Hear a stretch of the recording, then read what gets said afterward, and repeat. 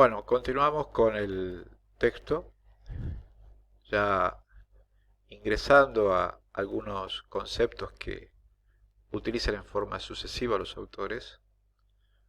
Eh, Vamos a explicar de qué hablamos cuando hablamos de estructura social, estructura política, estructura cultural o sistemas, creencias y valores.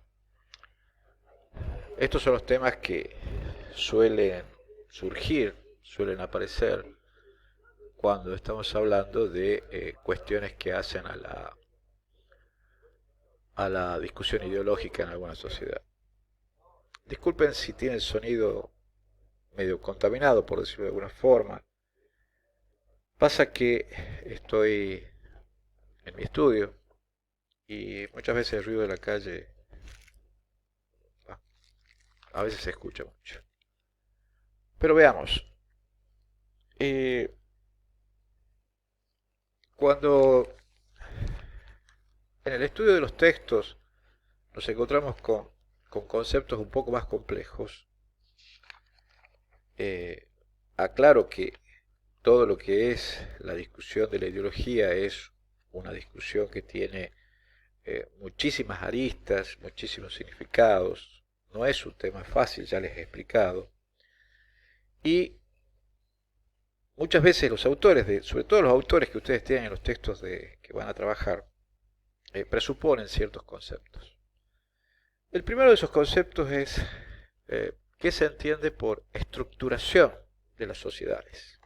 Voy a tomar unas lecciones del profesor Calogero Pisolo, que ha sido profesor de la casa en la materia de teoría del Estado hace muchos años, y que él en un texto que se llama Sociedad, Poder y Política, explicaba que al analizar el objeto y método del conocimiento político, analizaba la estructuración de las sociedades. ¿Cómo se estructuran las sociedades? ¿De qué hablamos cuando hablamos de la ruptura de una estructura social? En primer lugar, estamos hablando de algo que involucra en forma directa, en forma absoluta, el principio de autoridad social. Es decir, salimos del concepto eh, de la discusión de conocimientos científicos, el cientificismo, una mera enunciación de creencias, ideas, valores, praxis, acción, todo eso, para entrar de lleno en el principio de autoridad social, el principio de autoridad política. Entonces, esto sería tal vez lo primero que tenemos que analizar. Cuando se discute un concepto ideológico, sea la ideología que sea, lo que se pone en cuestión muchas veces es el nivel de ideas, creencias, la mentalidad. Algunos dicen la mentalidad, otros dicen la estructura de creencias. Pero en todos los casos, lo que estamos hablando es un elemento que está presente en toda sociedad, que es una estructura, un elemento que se llama primero social y después político. ¿Y qué es esa estructura? Sería bueno que vayan acomodando con algo para anotar. Bien, repaso. El concepto de estructura refiere a un núcleo de valores. Anoten la palabra valores, bien, como distinta de las palabras creencias. Y Calogero Pisolo dice que ese núcleo de valores es socialmente aceptado, reconocido por esa sociedad.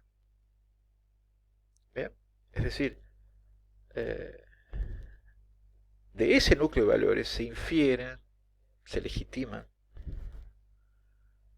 algunas reglas de conducta en una sociedad. ¿Bien?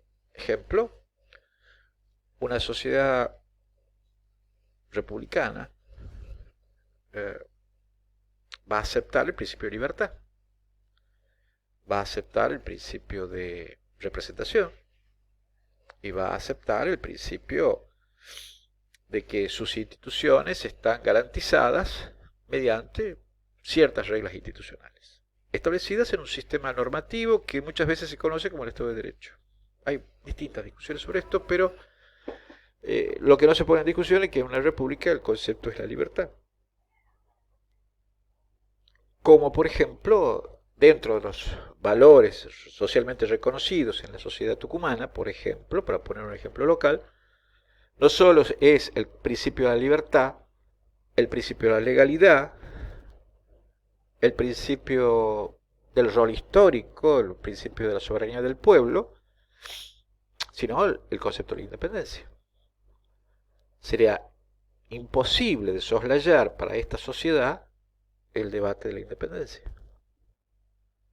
¿Por qué? Porque precisamente su historia política, su contexto social, ya vamos a volver sobre ese tema, su contexto social, histórico y político está determinado en tanto que sociedad que vio nacer el principio de independencia de la patria, allá en 1816, la sociedad tucumana tiene internalizado su principio de independencia en su construcción política.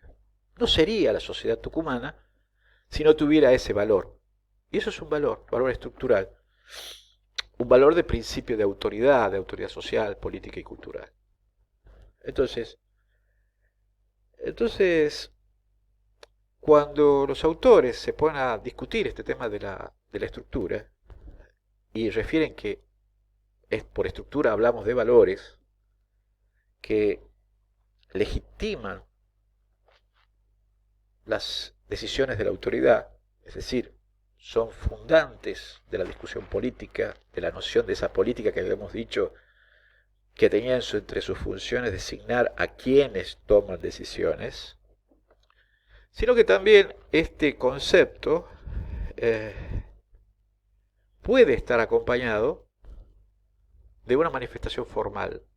Es decir, no solo es una estructura de valores socialmente establecida en esa sociedad, sino que puede ser que esos valores estén estructurados en forma formal. Es decir, por ejemplo, en una constitución.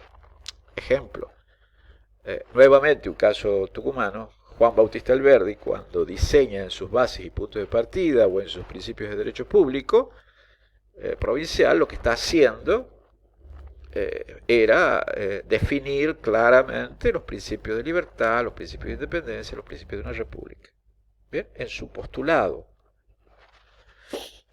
formal, es decir, él traduce, lleva esa estructura social y política a una estructura jurídica, institucional y formal. Repito, lleva esa estructura social, política y cultural, por ejemplo, la independencia, la libertad, los principios republicanos, el principio de la soberanía del pueblo, y traslada esos principios a una estructura formal, constitucional e institucional. ¿Se entiende? Son dos tipos de estructura distinta. Es el trasvasar esos argumentos, esos principios, valores que constituyen el principio de legitimidad a una institución, a una regla formal, a una discusión constituyente que lleve al hecho fáctico y jurídico de transformar esos valores en instituciones. Esa es la obra de Alberdi. Bien, es decir, sin dudarlo, sin dudarlo.